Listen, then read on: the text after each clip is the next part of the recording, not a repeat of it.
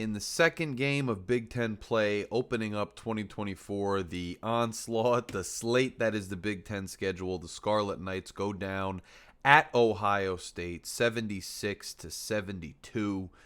The game started out, there was some competitiveness. It was 19-20 at one point, getting close to midway through the first half.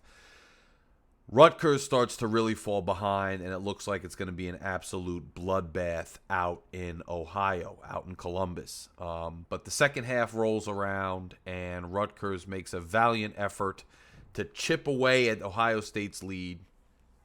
Winds up getting very close. Derek Simpson, with only about 20 seconds left on the clock, hits a massive three, but Ohio State does escape with the win. This comes down to one thing for me. All year we've been talking about an identity. All year we've been talking about when is there going to be a cohesion to this team. We're waiting for this cohesiveness to take shape. We're waiting to see who this team is. And while I was sitting there and I'm listening to the halftime show, I'm thinking to myself, I know what's wrong with this team this year. I know what's wrong and why we can't find an identity. I understand it very well. And they said it on the halftime show, talking about what it was that was holding Rutgers back, where they were struggling. We talk about being inconsistent and streaky when we shoot the ball. We talk about being inconsistent from three and running away with games when we're hot and losing games when we're cold and being cold more often than not. Those aren't new things. We're used to those things in the program the last several years. I realize what's missing from this team this year. I realize why we can't figure out what the identity is. It's pretty simple. Rutgers is a brand. Rutgers has built a brand under head coach Steve Peichel. It succeeds and has seen the most success in years that it's seen, this program, when it's on brand. What is this brand? We're wondering who's the go-to guy. Who's the leader? That's the actual, I realized, I got to stop looking for that because that's the antithesis of the actual brand that Rutgers Basketball has seen success with.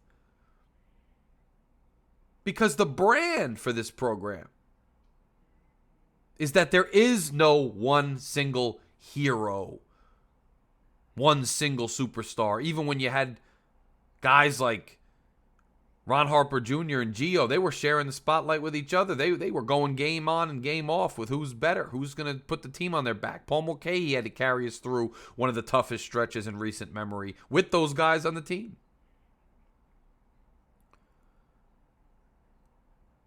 This team needs to play as a team. Offensively, any given night, somebody else is going to have to take the mantle. Somebody else is going to have to rise to the occasion. Somebody else is going to be streaky. Somebody else is going to be hot. But what should and has to remain consistent with this team as a brand is the grit, the hustle, the heart, the toughness, and the defensive effort to make the team competitive, to gut out competitive, tough games. Early in this game, what we saw was what we've been seeing. And they said in the halftime show, if you get past that initial press from Rutgers, it's home free, and Rutgers is tossing up shots in transition, missing a lot of threes. And when we were struggling, that's exactly what we were doing. This newfangled new identity that we toyed and tinkered around with, that we can run the floor nonstop and toss up threes because we're such a better shooting team. We're such a faster team. Yada, yada, yada, yada. The truth of the matter is, when we got back to who we were as a basketball team, we were more competitive in this game. Too bad it was a little bit too little too late. Now, is the Big Ten indicative of the strength, the overall basketball strength of the country? The answer is no. The answer is no. The Big Ten's on a down year. But will a significant winning record in the Big Ten and perhaps a run get us on the bubble or get us into the dance? Yeah. Am I thinking about the dance? I told you already, no. Do I want to see competitive basketball? Am I curious to see, as I said, this team build an identity? As I said to Aaron Brightman on his show recently, is it important for this transitionary team this year to build the personality of the team that's going to absorb superstars like Ace Bailey and Dylan Harper and Lathan Somerville? Yes. Yes. So these games are important, and if Rutgers can turn some sort of corner and play this way going forward and turn this into an actual season, it'll go a long way in establishing success, not necessarily or even this year alone, but going forward. Derek Simpson, the guy who many people, including me, had said JaMychal Davis had surpassed, who said his game had regressed a bit, he's the hero tonight, even though there was no hero since we lost. 23 points, 8 rebounds, 2 assists on 34 minutes. Down the clutch, he was hitting those pull-up J's that he'd been missing all year. He hit a 3. He was that spark of energy we needed. But that doesn't mean we're going to get ahead of ourselves like maybe we got ahead of ourselves with JaMychal Davis, who, by the way, JaMychal Davis is still a good young player. He's just the guy tonight that put it together. Truth is, this team is inconsistent, and tomorrow night it's going to be somebody else. Now, hopefully, Derek could keep that up and string a bunch of those games together, and now we're talking. But we saw him do this at times last year. We saw him early this year do it in one game. Doesn't mean it's going to happen tomorrow. I'm not being a naysayer. I'm just telling you that, again, the identity and the brand of this program is that any guy, any given night. Tonight it was Derek Simpson. Mawot Mag, 11 points, 2 rebounds, continued his energy, and I thought he was under control and opportunistic down the stretch. Andre Hyatt, 9 points, 10 rebounds. Good game for him in that department, 2 assists. Cliff Amori took that shot in the neck. I think he'll be okay. Came back into the game, obviously. 7 points, 1 assist, 7 rebounds, respectable. Derek Simpson with the 8 rebounds, just out of this world. I don't think it boils down to, though, Derek Simpson's skill. How often he's been in the gym. Sheer athleticism. I think it boils down to getting on brand, feeding off the energy on the team when they're competing on both ends of the floor. Feeling like they have that gritty personality that's propelled them for the last several years. I think that's what it boils down to.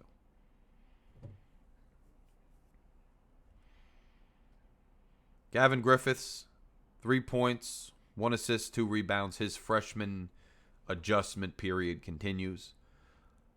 I thought at the end of the game, especially, towards the middle to the end of the second half, I thought Rutgers had some opportunities to really tie the game quicker, get ahead, and maybe change the entire, outlook of the game late in the game. But despite some guys getting a little hot, despite the energy change, despite Ohio State going cold for a bit there, and Rutgers starting to finally see some balls fall that usually have not fallen for us at all this year, we were still struggling to hit certain shots, and we were still, at times, not every time down the floor, but at certain times, I thought we were still kind of rushing, hoisting up shots when we shouldn't have. And that's going to be a problem. So at the end of the day, Ohio State, which also, by the way, there's guys on the other side of the floor that are also on scholarship, also on NIL, also playing for the pride of their school, and they want to win too. And they started off with a hell of a cushion. And they weren't going to be denied towards the end there, and that's to be expected when the game is that out of hand at a certain point earlier. Ohio State made some shots very late, almost let it slip away, but didn't quite. Rutgers doesn't actually win the game, but I thought the contrast between the first half and the second half was interesting because I think it really showed us who this team needs to be if they want to find any success and what this team needs to maintain as a brand going forward, no matter who the recruits are that come in, no matter what level of recruit they are, no matter what style of ball they play. There has to be some basic base level foundation of a team with a brand, of a program with a personality. And I think we saw two halves this game. It doesn't mean it's going to continue into the next game. You hope it does. But whether it continues into the next game or not and gains any steam or momentum at all, at least we know what it is we're looking for. At least we know what the beacon is going forward. At least we understand. And we should have known already, silly us, what the key to success in this program really is. Guys, if you have not yet subscribed, please click the subscribe button. It's right here. It's easy to do.